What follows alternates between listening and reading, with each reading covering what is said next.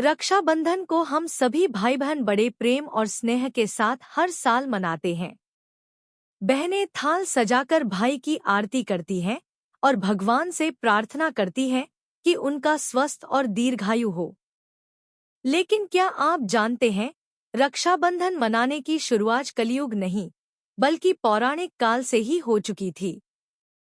ऐसी मान्यता है कि सबसे पहले सतयुग से इस पर्व की शुरुआत हुई और मां लक्ष्मी ने राजा बलि को रक्षासूत्र बांधकर इस परंपरा का शुभारंभ किया। रक्षाबंधन के इतिहास को लेकर ऐसी ही कुछ और कहानियां भी प्रचलित हैं। आज हम इन्हीं कहानियों के बारे में आपको विस्तार से बताएंगे। इससे पहले कि हम वीडियो में आगे बढ़े, यदि अभी तक आपने मेरे चैनल को सब्सक्राइब नहीं किया है तो तुरंत सब्सक्राइब कर ले, ताकि आने वाली वीडियो का नोटिफिकेशन सबसे पहले आपको मिलता रहे। हिंदू धर्म के पवित्र त्योहारों में से एक और भाई बहन के पवित्र रिश्ते का प्रतीक राखी का त्योहार ढेर सारी खुशियां लेकर आता है।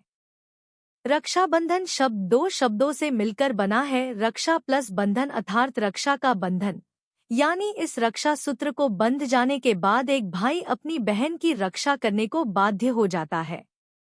रक्षाबंधन त्योहार को मनाने की शुरुआत बहुत पौराणिक है। ऐसा कहा जाता है कि इस त्योहार को देवी देवताओं के समय से मनाई जा रहा है। आइए यहाँ जानते हैं, यह पवित्र त्योहार क्यों मनाया जाता है। एक दिन भगवान श्री गणेश जी अपनी बहन मनसा देवी से रक्षा सूत्र बंधवा रहे थे, तभी उनके दोनों पुत्र शुभ और लाभ ने देख लिया और इस रस्म के बारे में पूछा। तब भगवान श्री गणेश ने इसे एक सुरक्षा कवच बताया। उन्होंने बताया कि यह रक्षा सूत्र आशीर्वाद और भाई बहन के प्रेम का प्रतीक है। यह सुनकर शुभ और लाभ ने अपने पिता से जिद की कि उन्हें एक बहन चाहिए और अपने बच्चों की जिद के आगे हार कर भगवान गणेश ने अपनी शक्तियों से एक ज्योति उत्पन्न की और अपनी दोनों पत्नियों रिद्धि सिद्धि की आत्मशक्ति के साथ इसे सम्मिलित किया। उस ज्योति से एक कन्या संतोषी का जन्म हुआ और दोनों भाइयों को रक्षाबंधन के मौके पर एक बहन मिली। भविष्य पुराण की एक कथा में बताया गया है कि इंद्र देवता की पत्नी शुचि ने उन्हें राखी बांधी थी।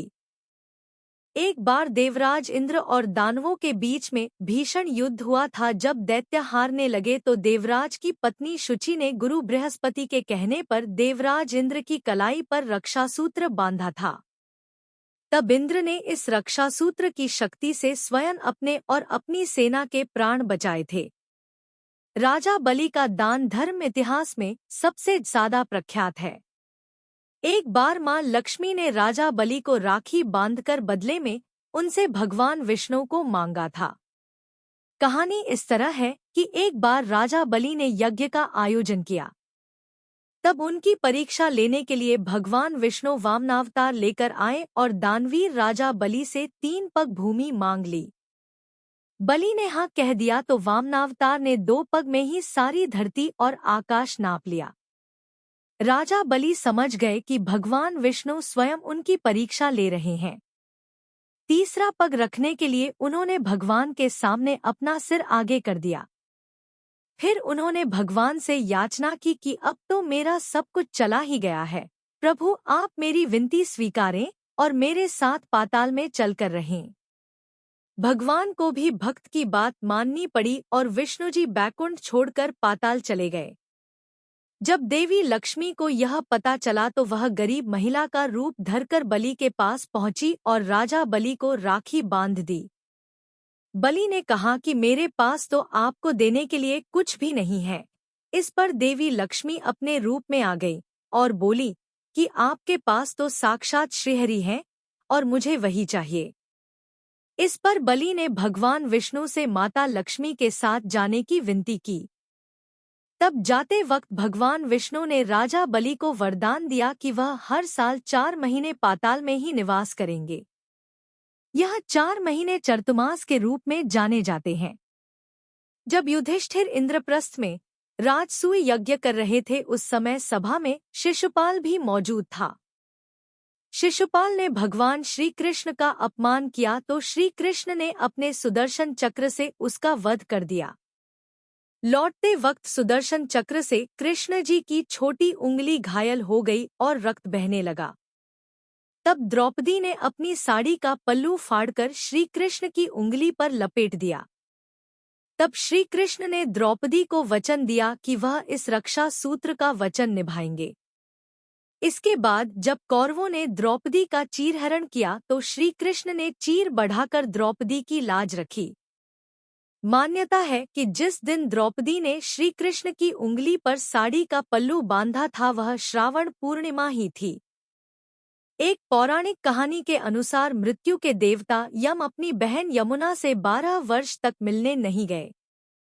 तब यमुना दुखी हो गई और अपनी मां गंगा से इस बारे में बात की। मां गंगा ने यम तक यह खबर पहुंचाई कि यमुना उनकी प्रतीक्षा कर रही हैं, और यह सुनते यम अपनी बहन यमुना से मिलने आए। यम को देखकर यमुना बहुत खुश हुई और उनके लिए बहुत सारे व्यंजन भी बनाए। यम यह प्रेम भाव देखकर बहुत खुश हुए और उन्होंने यमुना को मनचाहा वरदान मांगने के लिए कहा। इस पर यमुना ने उनसे ये वरदान मांगा कि यम जल्द ही फिर से अपनी बहन के पास आए। यम अपनी बहन के स्नेह को देखकर बहुत खुश हुए। यदि यह वीडियो आपको पसंद आई हो तो आप इस वीडियो को लाइक करें, कमेंट करें और साथ ही अपने इष्ट मित्रों के साथ शेयर भी करें।